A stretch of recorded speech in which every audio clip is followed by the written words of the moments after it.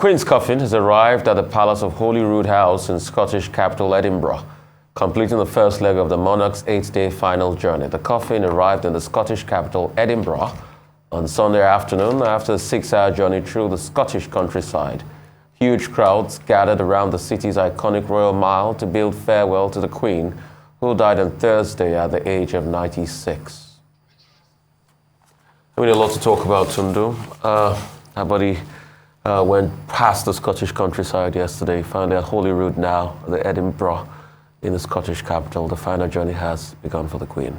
You know what I remembered was David Cameron's indiscretion. No Prime Minister is supposed to disclose what they discussed with the Queen, but he did when the Scottish independent referendum went her way, and he was happy to call her, and he said she purred. That's how happy she was. And it just goes to show, even though a lot of Scottish people, yes, they only voted to stay in the United Kingdom because they do not want to cut ties with Europe. And how ironic, then Brexit happened, so now they're kind of stuck. So there's always been resentment, because really Scotland is conquered territory. The English conquered Scotland, and the Queen, they don't actually want to be governed at all by Westminster. They want nothing to do with them. But still, they have come out in their droves, thousands lining the streets to pay respect. I suppose perhaps because her mother, the Queen Mother, was Scottish. She was a descendant, was a Scottish aristocrat, descended from the Thane of Glamis. Some Shakespeare fans will remember that title from Macbeth. But it's always just really interesting, the very complex relationship people have with the monarchy. I mean, it's such an anachronistic idea, but the Queen as an individual did manage to command such respect. And we're going to continue to see that. We've seen just the outpouring of grief from her subjects of all ages and people laying their bouquets and what have you. We've seen her family really responding to that. And we'll see that up until she's laid to rest. Dr. Bati? Well, I think that the optics look great, excellent, great culture, great tradition. On this program, we had talked about Project Unicorn, which is the established protocol for transporting the coffin of the Queen from Balmoral Castle on our way back to Westminster Abbey later, this week. And then, of course, the tradition, pictures of those pallbearers, everything almost worked out to the very last detail. I thought that was quite impressive, watching it on television yesterday. As to the response of the Scottish people, yes, well, it may have been fortuitous that the Queen died in Balmoral Castle due to the mobility issues she had, and she decided to stay in Balmoral Castle. But I think special accent should be put on the statement made by Nicola Sturgeon. She says Scotland was special to Queen Elizabeth, and Queen Elizabeth II was also special to Scotland. So you see that connection. If you put all of that within the context of the fact that, from the mother's side, she has also a Scottish heritage. All of that also within the context of the move for Scottish independence and arguments, postulations about what will be the future of the monarchy in terms of Great Britain itself, or the Commonwealth after the exit of Queen Elizabeth II, who was a very strong stabilizing factor, a very strong unifying factor, who helped to put a positive spin on whatever may have been, the problematic aspects of the legacy of the empire. Now today, here in Scotland, Prince Charles, King Charles III, our son, would lead the ceremonies at the St. Giles Cathedral. And then, of course, for 24 hours, persons will be allowed to pay their respects.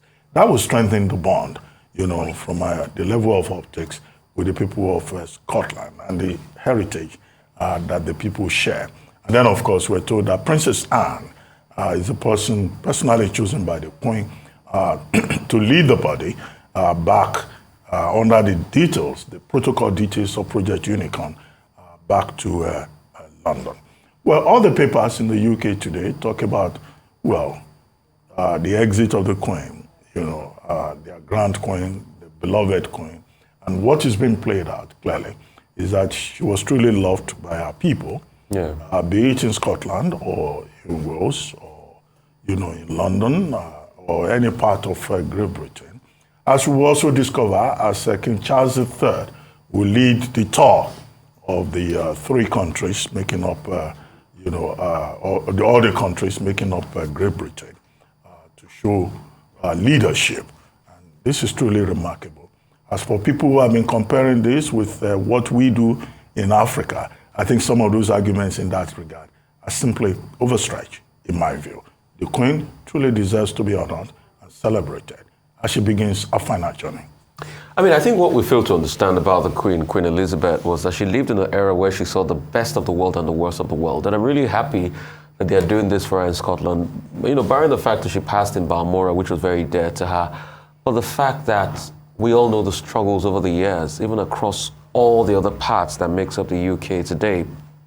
The fact that at a point in time, even with the Irish, the problems, the troubles, she passed through that in the 70s. She also had a great chance to meet Martin McGuinness before she passed. She went up there. She had her problems with the Welsh. She fixed things, she patched things up.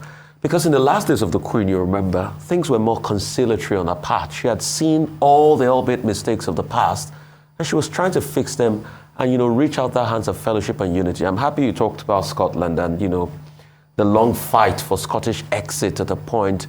But when the King Charles was being proclaimed, I was excited because I saw the likes of Alex Salmond there, the man that was really pushing, for Scotland leaving the Union at that point in time. I saw people, staunch members of the SNP, Scottish National Party, the likes of Ian Blackford, who was there.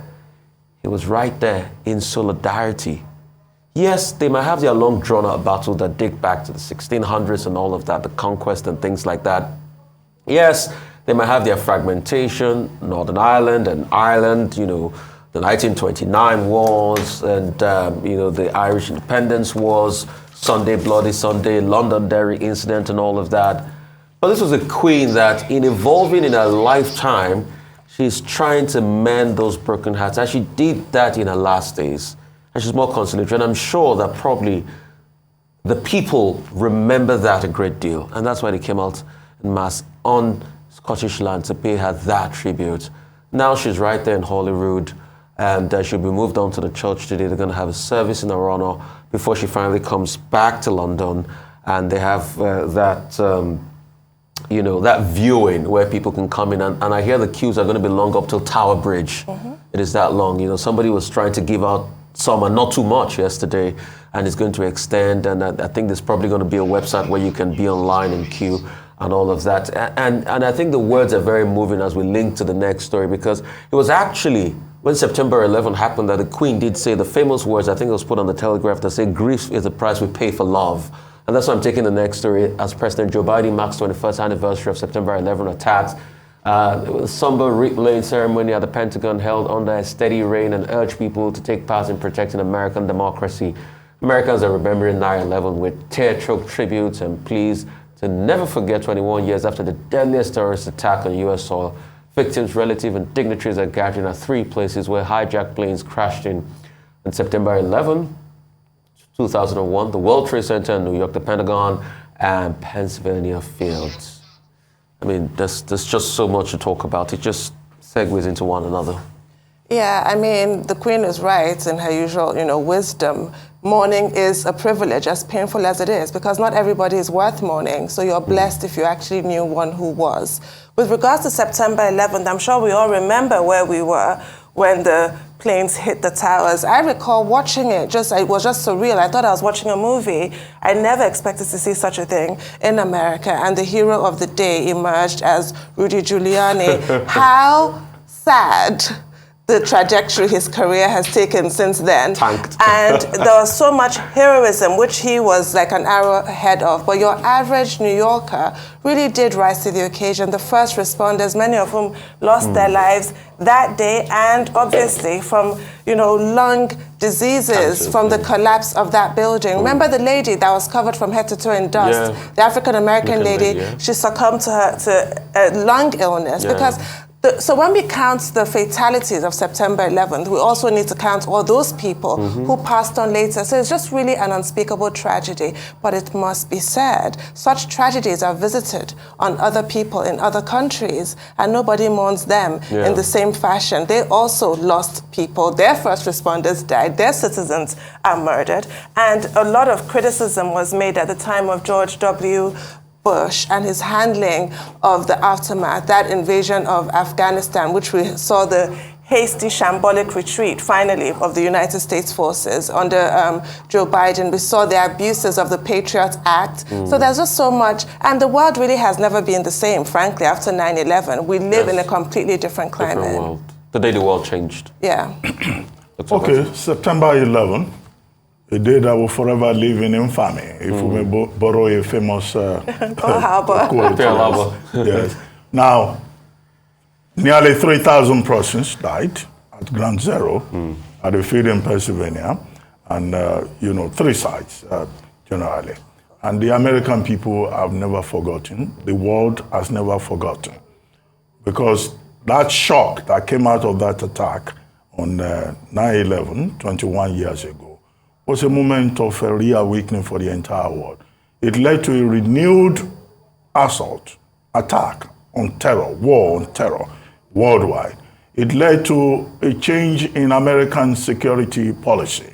And it has led to the American government and the people resolving that, look, this kind of thing would never happen again, and that the people of America will never forget. But as it has turned out, the implications go beyond the United States. And that was why yesterday, I think the statement by the US President Joe Biden would seem to have highlighted the basic issues.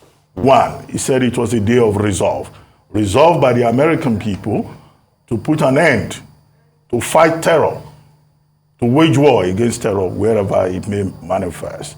This year's 21st anniversary is coming just a month after Ayman al-Zahawi, I think that's his name. Yeah, one of the key figures in the 9/11 attack was, taken out by the American Special Forces.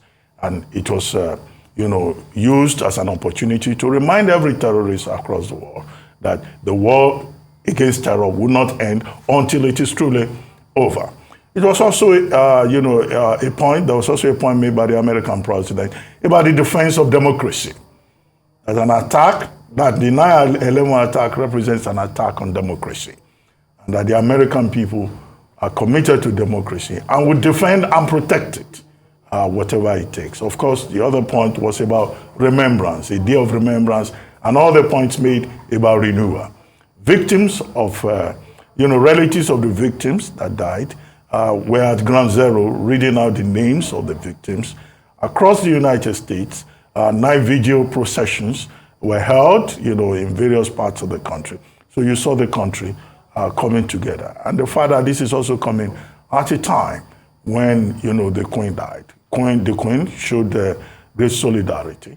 And at the time of 9/11, I think for the first time, the band in the United Kingdom played the U.S. national anthem as an expression of solidarity with the Americans. And of course, all of us were in it together. 9/11 is no longer just about Americans. Here in Nigeria, we have very serious issues with terrorism in parts of the country. And our country also faces similar challenge. But what is important is that since 9/11, there has been an improvement, an increase in terms of international collaboration, cooperation, to address this scourge that has become a global scourge, the inhumanity that, terrorism imposes on the rest of the globe. I mean, like you said, I do remember where I was the day 9/11 happened. I think I was somewhere talked in front of a television set in Enugu. And for some reason, that it came on TV that the World Trade Center had been bombed, something had happened in America. And trying to process it changed the world, because the world obviously never remained the same, and it's been like that since then. And I think the thing about 9/11 is what happened afterwards. The fact that America called the rest of its world to come, the world to come and fight its war. A war largely caused by people that it paid a lot It gave arms through Charlie Wilson, a lawmaker, to help fight the Russians during the Cold War. Because this was an offshoot of the Mujahideens that helped fight the Russians during the Cold War. The world changed because they saw it even coming. Because let's not forget, the prelude to 9/11 was what happened in 1998 at the American Embassy in East Africa. Then 9/11 happened. Then America called the rest of the world to come and fight their war. Then they fought the war. Then the question is, some of their allies too in the East didn't play ball with them. Because America was giving a lot of money to countries like Pakistan, only to finally discover that Osama bin Laden was up in Abbottabad before he was killed on the 2nd of May 2011 in Pakistan. And then Zahawi. Then the East had never known peace, even before then, but now it has just heightened it. The world became very unsafe after 9/11. Things changed. Let's not forget, after 9/11 and succeeding years, we can't carry a bottle of water in the plane any longer. You remember? Not even a belt. You take off your shoes. You take off your shoe. Prior to 9/11, you didn't have all of that. Yeah. But I think one thing I learned from 9/11 yesterday was the culture of remembrance that we lack in our country. The fact that every detail, every name is still remembered, bells chime, names are read out. The question is, how do we remember people that died in terrorist attack here? We've forgotten. We don't even know their names. How do we remember those that die in Burma and some other parts of the country every day? Do we have a country that remembers and that pays tribute to people that die needlessly in our country? In every part of the world, you see it. I like to go to war memorials a lot. From Plymouth to other parts, you see a list of Nigerian soldiers that fought in the Second World War and died, in the First World War and died. But in Nigeria, their home soil, nobody's remembered. How do we remember our civil war? How do we even remember our civil war in the Shocking. first place? So I think one thing we should borrow a leaf for is we should have a country that remembers. Because if you have a country that remembers, then you will repeat the mistakes. And that's why the mantra is, we'll never forget. We'll never forget. We're saying that about 9/11 today. But sometimes when we introspect as a nation, do we remember things that have happened around us? Do we honor the people? Do we take our time to honor their memories? Do we even have a book of remembrance of their names so that it will not look as though they died in vain? And I think apart from the celebration, the somber mood, the remembrance, that's one thing we should also learn in this country. Because if we remember more often in this country, it will help to heal those wounds we have. All some people want is their memories to be remembered. Here in Nigeria, the National Industrial Court has summoned the federal government and Academic Staff Union of Universities asked to appear before it today in Abuja over the protracted strike by members of the union. It comes after the federal government referred to prolonged action, praying the court to order ASU to resume activities. Those summoned include the Minister of Education, Minister of Justice, Attorney General of the Federation, Minister of Federal Ministry of Labor and Employment, and the ASU President, and the President of ASU. Tundu? Well, I don't know how this is going to turn out. There's precedent to support the NIC refusing to order any strike to stop, and there's also precedent ordering the strike to stop. Striking is a right, and it has been since ancient times all over the world. But I guess it depends on the facts of the case and what the court will rule. What for me is most striking about this is that it's taken... We're now on day 210, are we? Yes. To even get to this point. I mean, I've said this before, I hate to sound like a broken record, but it's a national disgrace, frankly, at this point. It needs to end. And rather than going to court, can we not just improve conditions in universities? That really is the bottom line, isn't it? Can that not happen? I fail to see what going to court will really do, other than sweep pressing issues under the carpet for them to re-emerge later. Let's just solve them once and for all. Let universities be properly financed so that Nigerian students, it's not about getting an education, it's about getting a quality education that will make you competitive all over the world. Dr. Batu? Okay, I think it's very sad that all attempts at negotiation over the disputed 2009 agreement and the 2020 Memorandum of Action signed by the federal government and the Academic Staff Union of Universities, and also the effort to set up so many committees, including the Nimi Briggs Committee, and including the 14-man committee that was set up just last week. We're now at a point where after 7 months, over 200 days of university teachers going on strike and students losing an entire academic session. Now, the federal government of Nigeria says the matter has to be resolved by the National Industrial Court. And they are basing their argument on two issues. Section 18 of the Trade Dispute Act, through which the federal government is asking the National Industrial Court to inquire into the legality or otherwise of the strike by university teachers. And then Section 43 of the Trade Dispute Act 2004, asking the court to inquire again into whether or not the demands under the 2020 Memorandum of Action of ASU has integrity, and what should be the extent of those demands, and whether or not an employee of the federal government can dictate to the federal government of Nigeria the preferred mode of payment.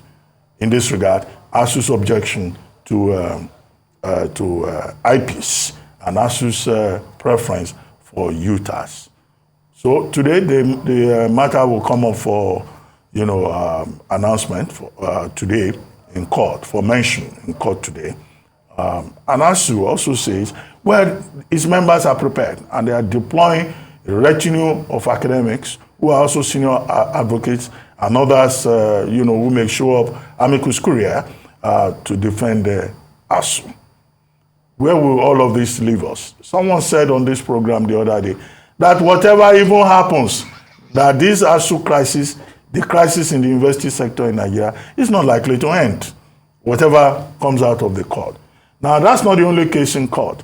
SERAP, the Socio-Economic Responsibility and Accountability Project, along with 5 university students from different universities across the country, are also going to court, asking the court, the Federal High Court in this case, to compel the federal government to accede to the demands of ASU. So 2 major litigations on this matter.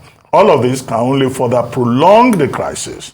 However, let's add to this the report that has now come out by the Needs Assessment Committee set up by the federal government on the state of public universities in Nigeria.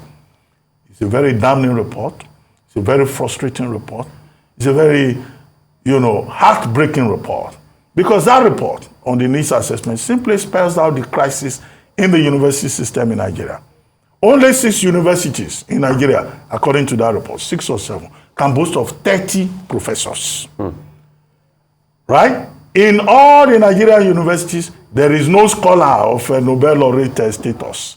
In the same country, where Nigerian scholars used to win the Nobel Prize, Professor Wole Soyinka in this regard, where Professor Oshotokun won the gold medal in science and was considered one of the leading scientists in this world. In this same Nigerian university system that produced Professor Ononuga, Professor Onobamiro, leading scientists. Chikobi.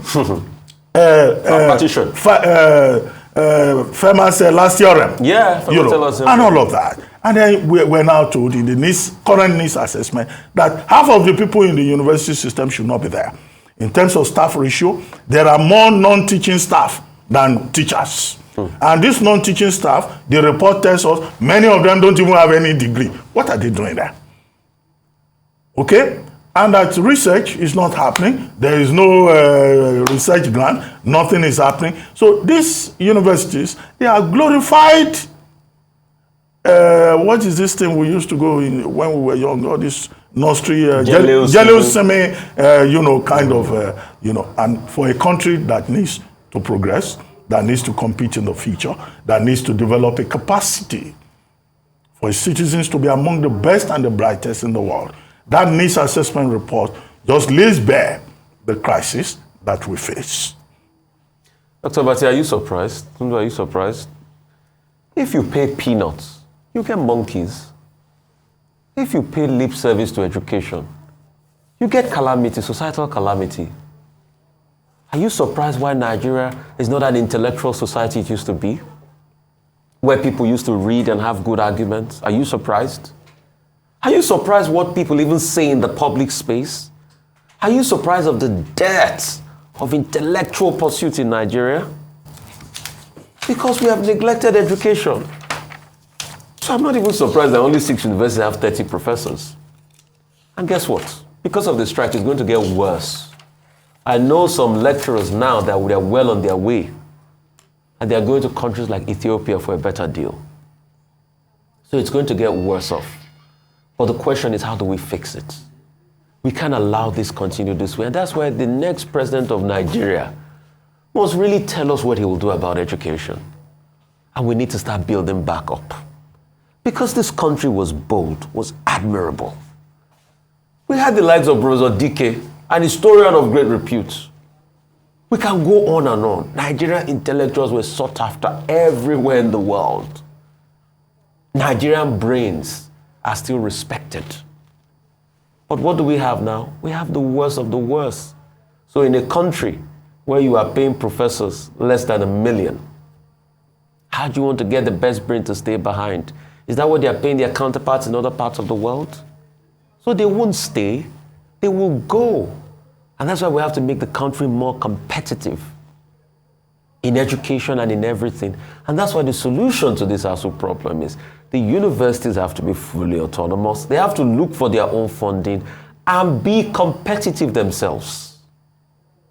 Because it is based on what you do, you will have your ranking. As you have Harvard in America, then you see have very lowly rated universities. Why? Because of how competitive they are. And it is based on the good things you do and your success rates. That's how you'll be able to charge more in fees, and that's how you'll be able to get more endowments.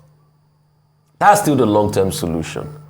But at first, we need ASU to end their strike, because we're destroying the future of our children.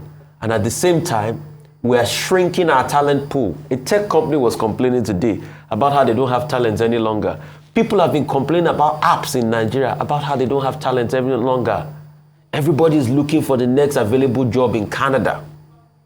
In fact, if you have a company today and your members of staff are coming to work every day, I can bet you that half of them, their hearts are in Canada. They are just sitting in Lagos.